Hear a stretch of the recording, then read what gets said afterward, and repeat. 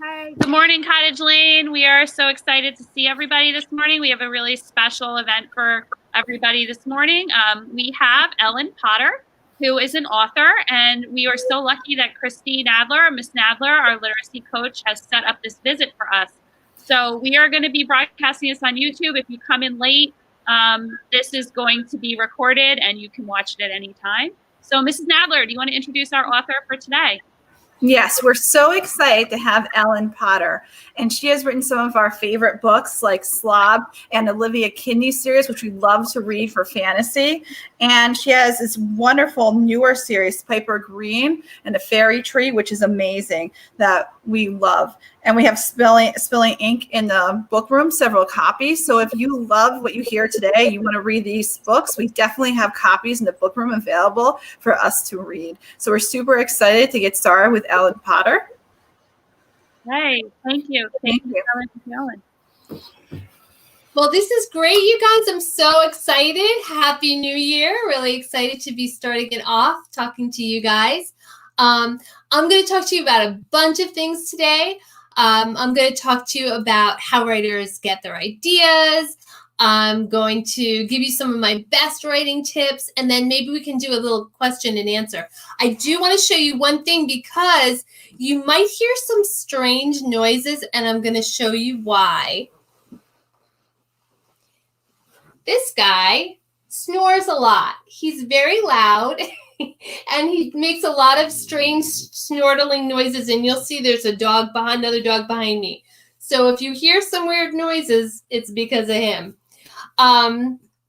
So I'm gonna, one thing I wanted to talk about was story ideas, because a lot of people do ask me how I get ideas from my books. So the thing is that professional authors get their story ideas the same way you guys get your story ideas. We get our story ideas from all over the place. So sometimes we'll get story ideas from things that have really happened to us. Sometimes we'll get story ideas from things that have happened to other people and we hear about them. We can get story ideas from the news, from dreams. Sometimes, like before COVID, when I was sitting in a restaurant, I might overhear a conversation and that would give me a really good idea for a story. So the really fun thing about being an author is that you have kind of like you have two jobs. So one of your jobs is to write stories, but the other job you have is to pay attention to everything. So you kind of are like a detective in your own life. So like as a writer, when you walk into a room, you don't just walk in and not pay attention to things. You're really looking around. You're looking to see what's on the walls. Is there a smell in the room? Does the room feel welcoming, or is it kind of scary? When you talk to someone, you're not just exchanging words. You're watching body language and facial expressions, and you're listening to what the person's saying, but maybe you're kind of listening to the things that they're not saying. So it's really important as a writer to pay attention to everything, and that gives you story ideas, and it also makes you a better writer. You can also become inspired by other books or even TV or movies. You have to be a little careful because you want to be inspired, but you don't want to be imitating. And you guys do not have to imitate anyone, because I'm sure you all have crazy great imaginations. So let's say you're reading a book and maybe a character has a really interesting superpower. You can maybe borrow that and use it for one of your own characters. Or if you see something on TV and it's set in a really interesting place, maybe you could borrow that and use it in your own story. But you just want to be really careful that your own voice and your own sense of humor and your own way of looking at things shines through your work, so that's really, really uniquely your own. I'm going to take you through how I get story ideas and how I develop them. And maybe there'll be something in what I say that you guys can use for your own story ideas. So I'm going to talk about, this is my series, Bigfoot and Littlefoot. This is the first book in the series. And you can see there's a Bigfoot, and this is a Bigfoot kid, and then there's a human boy. And in this book, they become best friends. So how did I get the idea for that? Seems kind of weird, right?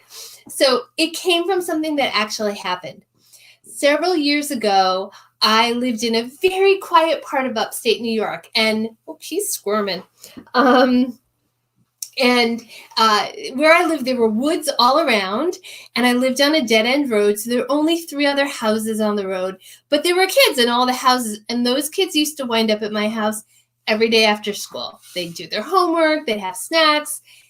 So they decided that they wanted to start a club, and they were going to call it the Mystery Solvers Club. So they were going to find a mystery, and they were going to solve it. And I thought that was a really fun idea.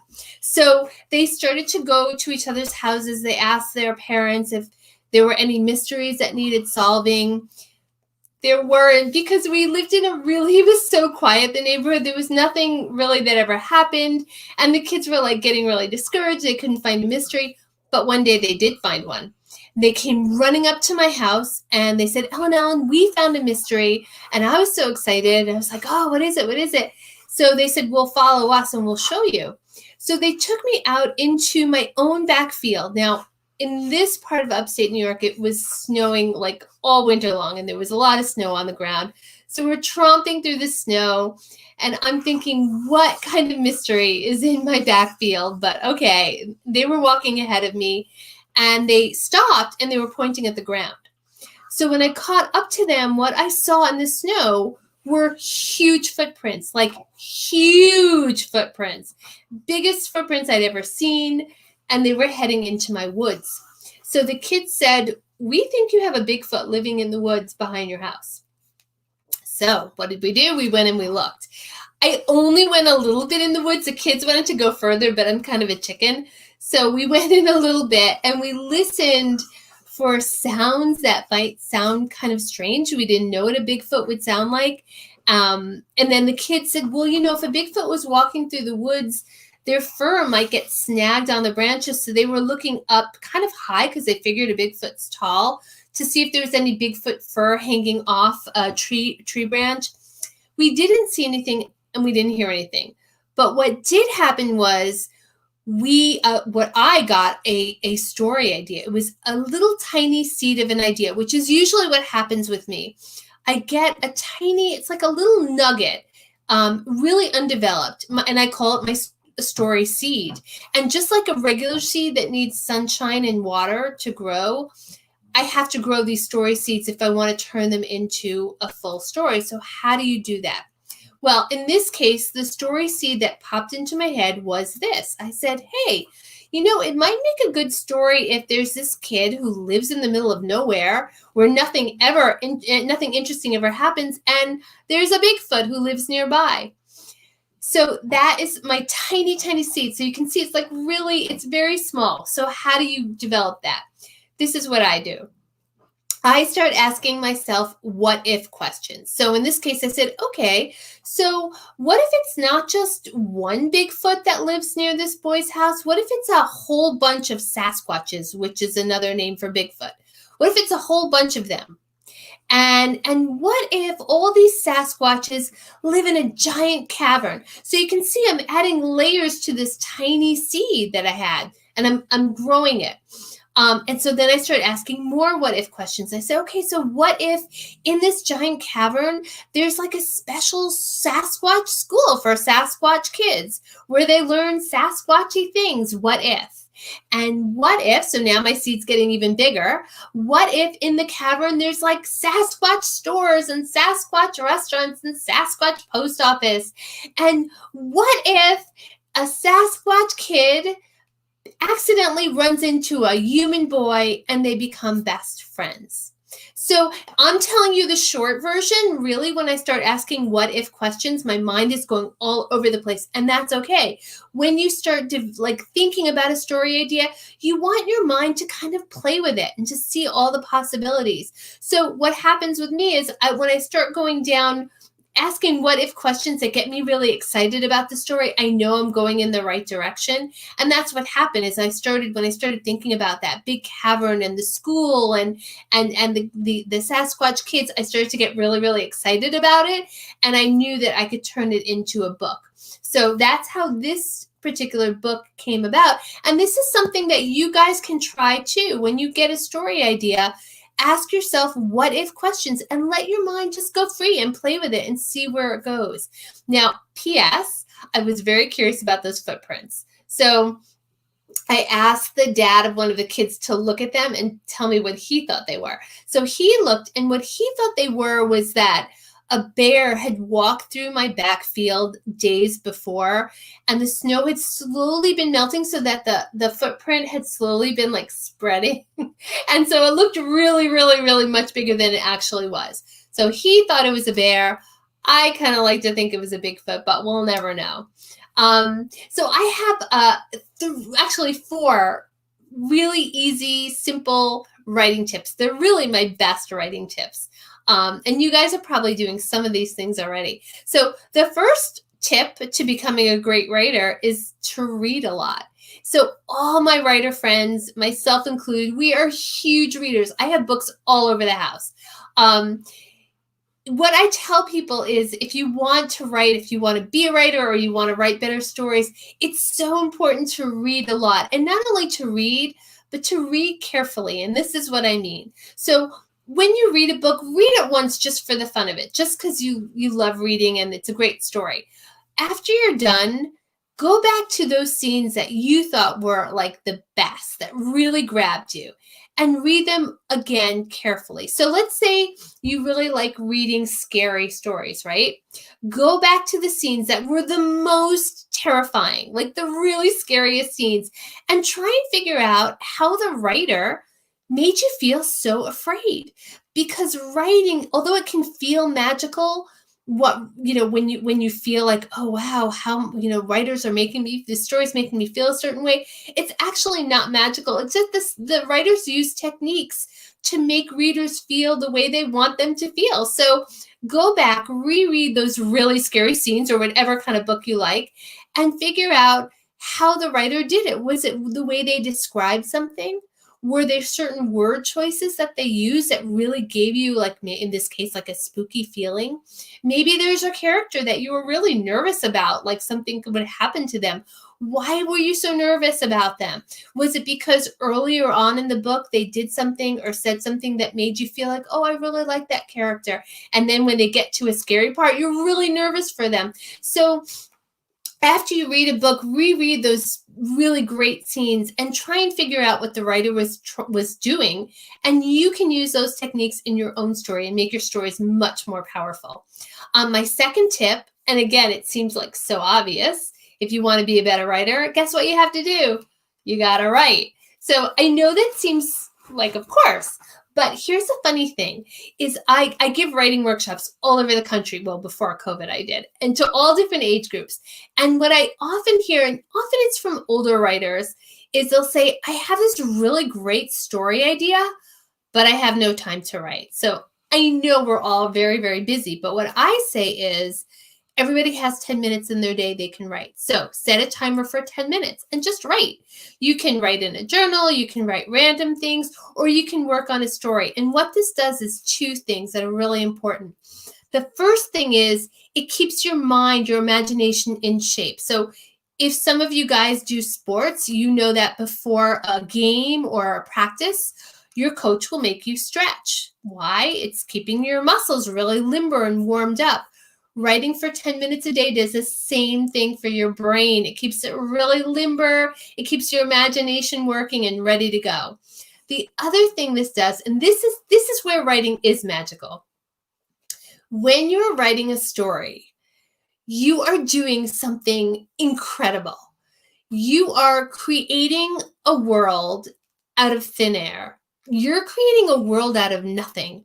You're creating characters out of thin air. It's this really fun, really hard thing to do. And so I think one of the best ways to do it and the most fun ways to do it is to make sure you're visiting that world that you're creating every single day by writing just for 10 minutes. So when you write your story, when you work on your story, even if it's just for 10 minutes a day, what you're doing is you're like stepping into that world that you've created. And you're connecting to those great characters that you've created. And it gives your story this really great flow and momentum. So it's so important to write just a little bit every day, especially if you're working on a story. My third tip, which is not, it's not really a tip, it's just like something that writers just have to do, is revision. So after you finish writing your first draft, so for instance, I finished writing a book about a month ago, and I finished my whole first draft, and then I took a break for one day, and I just caught my breath, and then I went back and I reread the whole book, and I marked all the things that needed to be improved. And let me tell you, there were hundreds of them. So I've written 21 books. And if you guys could read the first draft of any of the books that I've written, like the first time I ever wrote the story out, you would say, wow, Ellen Potter is not a good writer because these are terrible. First drafts are horrible. All my writer friends say the same thing. First drafts are terrible. Why? Because guess what we're doing? We're creating worlds out of nothing. So you cannot get it right the first time. It's impossible. So I typically revise my books 20 to 30 times before I give them to my editor. And then my editor says, hey, Ellen, could you change this or that or the other thing? And then I do more revision. Then it goes to another editor, and then I do more revision. So I spend a lot more time revising my books than writing out the first draft. So for you guys, when you write a story, and especially like if you feel really frustrated because the story isn't coming out exactly the way you wanted it to at the first time around, don't even worry about it. It's not supposed to.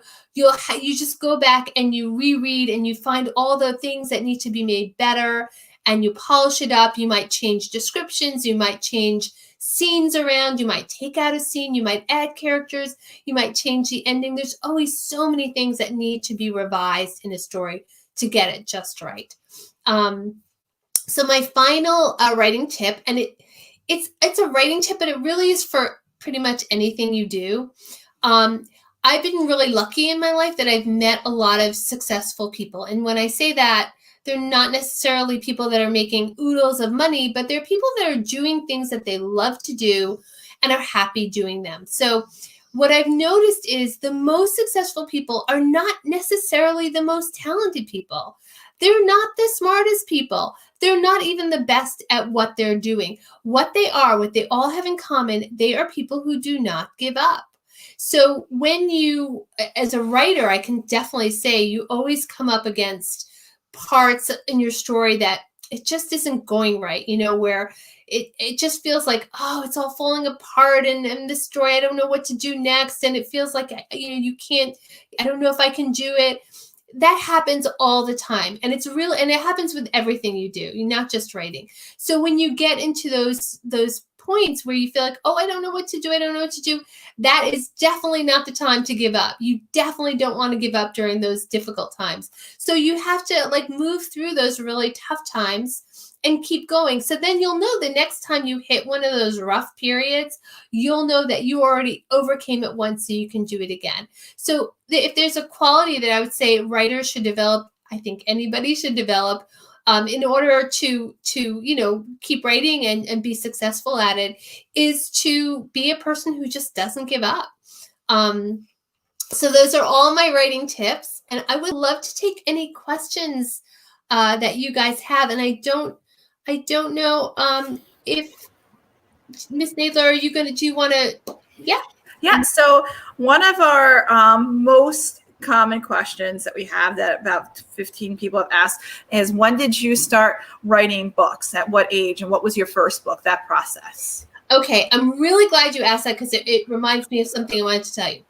So I started writing really young, just making up, stories when I was 7 years old, and it kept going, and I really loved doing it.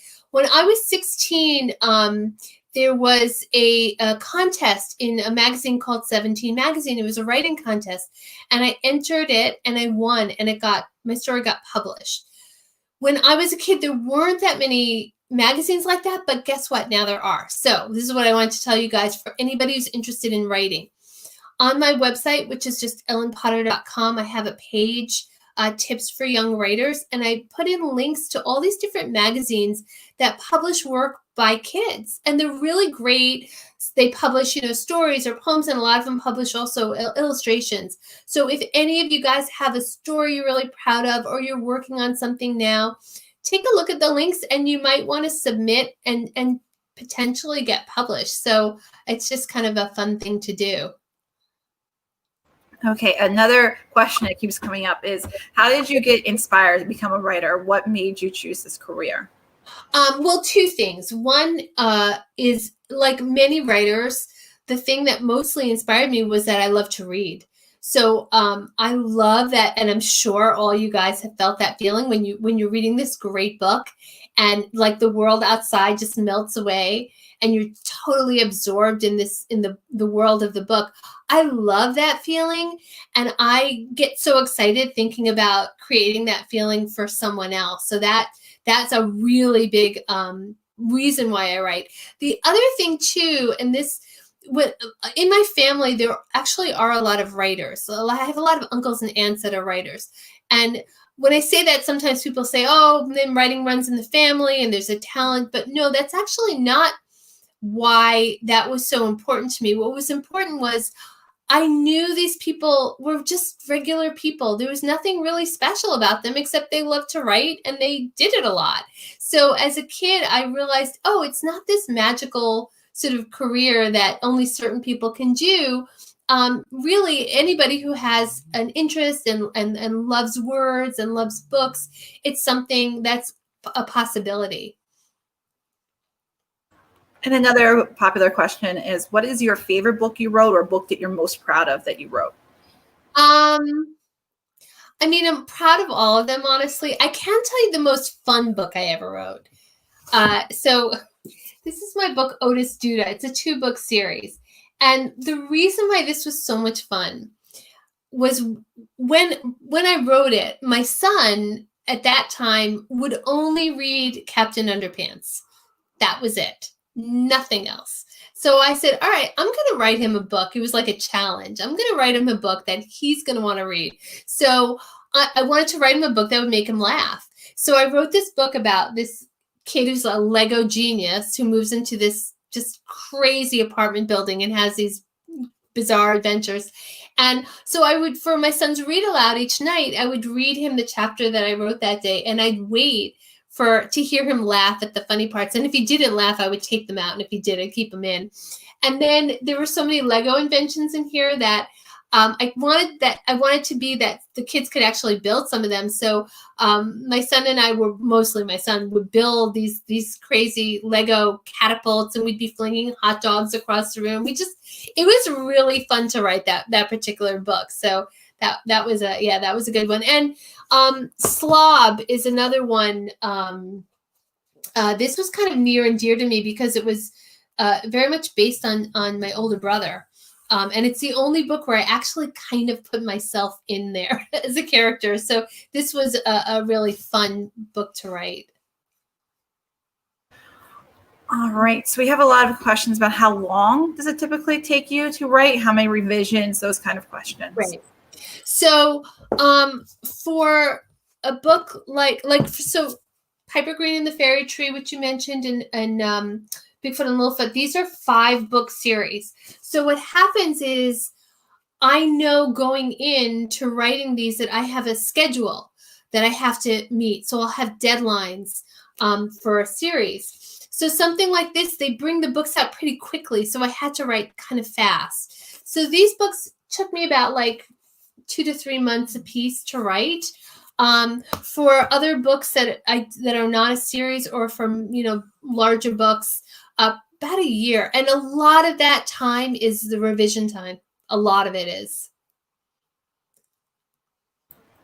Okay, so another question is about your research. They want to know what kind of research goes into a book, especially like Bigfoot, Littlefoot. I love doing research.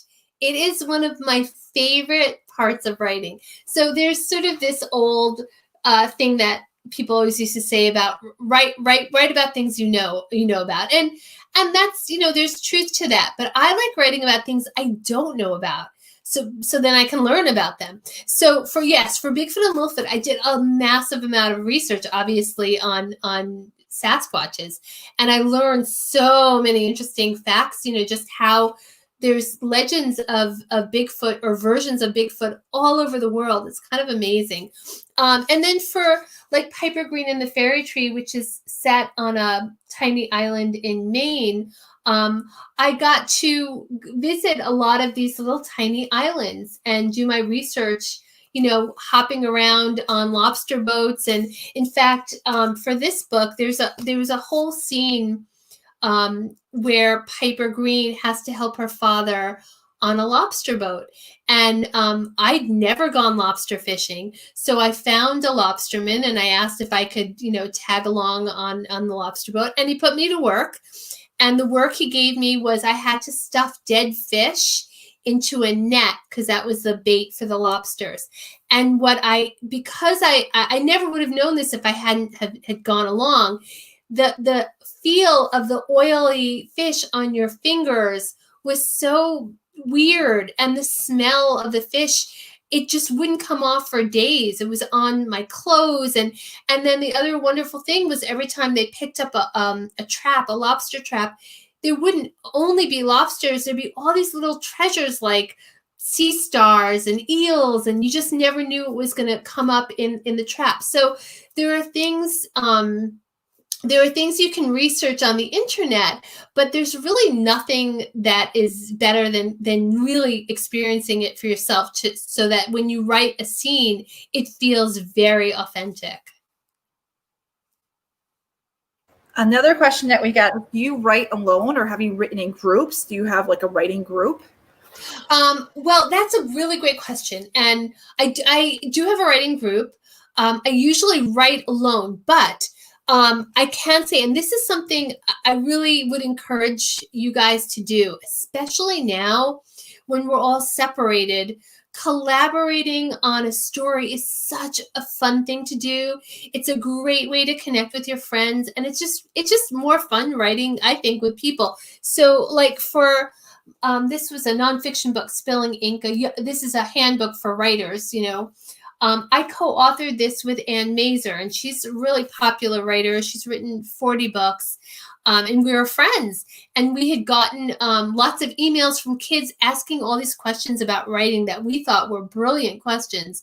So we said, hey, why don't we get together and write a book that answers all these questions kids have about writing. So this was it was just fun to write with someone else. And it's also a really great way to learn how to revise, because when you write with someone else, you're kind of sharing your own ideas about about the story. So you're naturally revising your work as you go along, because you're listening to someone else's ideas and you're changing things. I just think collaboration is a really great thing for all writers to do, and especially young writers. So they want to know, what was your first book, and what is a book you said you just finished working on a book and submitted a draft. They want to know about that as well. Okay, the one I just gave in, it's called So Far, Hither and Nigh. It's big fat book. So now it's with an editor. So now I'm kind of in a wait, just waiting to hear back. So that's where that is. The other. I did have a book that just came out just, and this is another writing book called Writers 911, and that's about getting stuck. I get stuck all the time. Every time I sit down, I get writer's block of some sort. And so I've learned all these different techniques over the years of how to get through that. And it's different for different types of stuckness. So this is a book just about writer's block. But the very first book I wrote is Olivia Kidney. And what's really special about this, some of you I think have read it. So this is about a girl who gets locked out of her apartment. She lives in a big apartment building in New York City, and she meets all these bizarre neighbors and sort of solves this mystery. So I grew up in a 27-story apartment building in New York City, where we had some really unusual people who lived there. There was a woman who lived on the second floor. Her daughter was my best friend, so I knew what was going on in the apartment. They had a farm in their apartment. They had chickens. They had a miniature goat. They had rabbits. she finally got a rooster, and then everyone knew that there was animals in the building that shouldn't have been there because the rooster was waking everyone up in the morning. So all the animals had to go.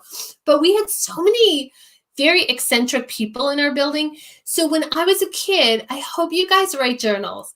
I wrote journals all the time, and I wrote descriptions of these people that I knew growing up. Years later, when I wrote this book, and I always go back looking over my journals from before, I found all this great material of all these people that from my building. And so everybody in this book, except for Olivia, is based on someone I knew growing up in New York City. So which brings me to the point about journals. Keep them. And you guys, especially, and I tell my son this now too, you are living through these very unusual times. It's extraordinary. Document them, like write what your life is like, write about how it is to go to school virtually, what the holidays are like, your feelings about it. This is really something unusual and special and strange. And it's easy to forget things once time goes by. So please keep journals, and you'll be so happy that you did. So some of them are asking about how the illustrations come about in your books. They want to know how that process comes about. Yes, great question. And it's something that I didn't know until I actually was in the business. I thought writers and illustrators work together. Not true. It picture books that they do, but for the books for my age groups, no. In fact, I don't get to choose my illustrator. The art department in a publishing house will do that. And I often don't see the cover until pretty far down the line. It depends. Now, something unusual happened with Olivia Kidney. The illustrator, who's quite famous, Peter Reynolds, we were not supposed to have any communication. I think it's because the art department wants to keep, I guess, the control over what the illustrator does. And maybe they feel like if the writer is involved, it might confuse things. And I understand that. But Peter somehow got my email, and he began to email me like revisions, like the early drafts of his drawings for this book. And I was so happy about that, because then we got to sort of go back and forth, and I would tell him what I thought. And when he found out that the book was set in the apartment building where I grew up, he had me take photos of the building. So all the interior artwork and the apartment building illustrations are all based on the apartment where I grew up. So this is really special for that reason. And there were some questions about like how many books you have published altogether, and what's your longest series, and what's your longest book. They're interested in how you come up with so many pages of stories. Yeah. I've written 21 books.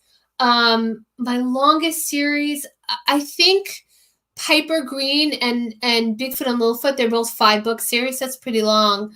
I think those are my longest. My longest book, I think it's a book, and I don't have it here because I'm writing a screenplay for it. So it's somewhere out there in my living room. But it's a book called The Kneebone Boy. And it's set in England, and it's a fairly thick book, I would say. So yeah, I mean, and the books are different lengths. And I would say too, for people who are interested in story length, I think a story has its own natural length. So I wouldn't get too stressed about, like, is it long enough? Is it short enough? Stories sort of seem to fall into, when they're done, they're done. And maybe it's shorter than other books, and maybe it's longer, but that's okay. The screenplay brings up another question that they were asking if any of your books have been turned into movies or plays or anything. 2 of my books have been what's called optioned. So it's when a producer is interested in developing your book into a movie, or in this case, their TV shows. So Olivia Kidney, actually, and Otis Duda. Otis Duda is now being sort of submitted around for an animated series, and Olivia Kidney is also being considered. So those 2 it's a wait and see, I'm hoping. And we have another question. Who is your favorite author growing up, or even now, your favorite children's book?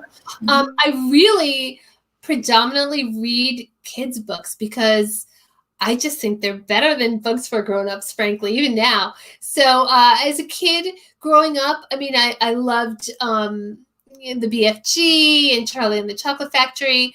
I loved the book Harriet the Spy, which I don't know if a lot of kids read now, but it's a great book, and A Wrinkle in Time. One of my favorite kids' books ever is Holes. I just think that's a great, great book. It works so well. And of course, I love Harry Potter. I mean, there's just so many great books now. I think kids are really lucky. I think kids' books now are better and more numerous than they've ever been before. So this is a really good time to be a kid. Okay, and one question's been asked a few times over here.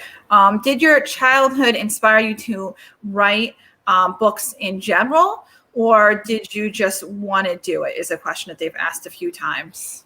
Yeah, I mean, I think both. Growing up in New York City, there's a lot of inspiration all over you. There's so many things happening, and you meet so many different kinds of people. I think that's that gave me a lot of material for books. And like I said, there were so many writers in my family. And reading was such a big thing. My parents read to me all the time. And so my world was really kind of surrounded by books all the time. So yeah, that definitely influenced me. And they want to know, have you met any famous authors? I kind of like the beginning of Spilling Ink when you guys were talking about how you were excited to meet and all of that. So they're asking about, have you met any authors that you were super excited about meeting, or any famous authors? Yeah, I mean, I definitely really lucky. I get to go to different, book signings and conventions. And I mean, yeah, I've met lots of different pretty wonderful authors. And Bruce Coville, I'm not sure if you guys, he's a great guy. He lives right near where I live. So, I'll see him here and there. And then Ann Mazer and Megan Shull, who wrote The Swap. I think Disney did a movie on that, and she's just lovely. So I do find kids book authors tend to be really nice people. Maybe I'm biased, but I the ones that I've met have just been terrific. And piggybacking off the Writing 911, what was like the hardest book that you have written and the hardest challenge you had to overcome from handling here? I can tell you, yeah. So this is my book called The Humming Room. And this happened in a very unusual way. Usually I'll get a story idea. I'll approach my editor and I'll say, hey, I've got this idea for a story. She'll say, sure or no. This time my editor came to me and she said, Ellen, I've always wanted someone to write a modern version of the classic book, The Secret Garden. And I think you might be the one to do it. So I jumped on that because Secret Garden was one of my favorite. I mean, it still is one of my favorite books. So I was like, yes, 100%. But when I started writing it, I realized how scary it was to write another version of a beloved book. So I really wanted to make sure, and it's kind of like what I said in the beginning about being inspired by a book and making sure you're not imitating. I wanted to follow the storyline of The Secret Garden, but I knew the book had to have, my own voice and a totally sort of different feel from the first book that would shine through the book to make it, something. No one wants to reread the same story that everyone's read. So this one gave me a lot of heartache. I really labored over it because I wanted it to be just right. But in the end, I was really proud of it. Yeah. And I have time for one more. I'm sorry. I have another class coming right up, but you guys have the best questions. A great question is, where can I purchase some of your books? By Mariella here. Very nice. You can get them on Amazon. They're in libraries, and yeah, I mean, you can get them in bookstores, but yeah, now obviously Amazon would be the way to do it. And just have you won any awards? Yeah, actually, most of my books I'm really fortunate have won awards. I think all of them have won some sort of award. The awards that I get the most excited about are the awards where the kids choose the book, because the kids are my readers, and I'm really so honored when kids choose one of my books to win an award. So yeah, that's been really fun. Well, thank you so much for taking time out to join us today. They had beautiful questions. They were very excited to hear from you. So the questions were amazing, you guys. This was such fun, and I feel like I'm so honored that I get to start the new year talking to you all. Thank you so much. Thank You're you, welcome. Ellen. Thank you for visiting us, and thank you, Mrs. Nadler, for setting this up with Ellen. Really, really appreciate it. Have a great day, everybody. Bye, you guys. Bye.